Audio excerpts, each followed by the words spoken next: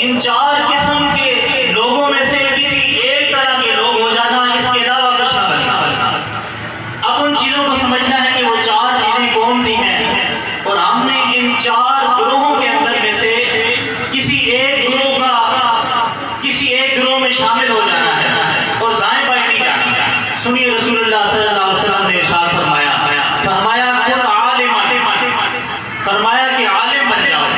پہلا گروہ فرمایا کن عالما، کہ عالم بن جاؤ۔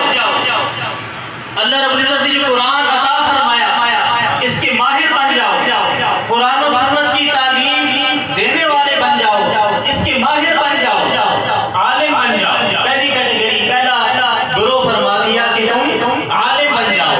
پھر اگر تمہارے پاس وقت نہیں ہے تو کن متعلما، فرمایا عالم نہیں بن سکتے چلو طالب علم بن جاؤ۔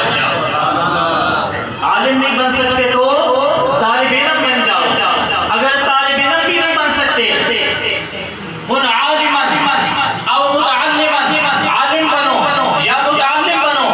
فرمایا اگر یہ دو کام نہیں کر سکتے وکن مستمعا، تیسرا گروہ ہے کہ ان دونوں کی بات سننے والے بن جاؤ، علماء کی تقریریں سننے والے بن جاؤ، ان کے بات سننے والے بن جاؤ، ان کے درس قرآن سننے والے بن جاؤ، ان کی میٹھی اور اسلامی باتیں سننے والے بن جاؤ، سامعین کے گروہ میں آ جاؤ، ان کی بات سننے والے بن جاؤ۔ یہ بھی کامیاب لوگوں کا گروہ ہے۔ پہلا عالم بن جاؤ، یہ ساتھ ساتھ یاد رکھتے جائیں۔ دوسرا متعلم بن جاؤ، متعلم نہیں بن سکتے تو سامعین بن جاؤ۔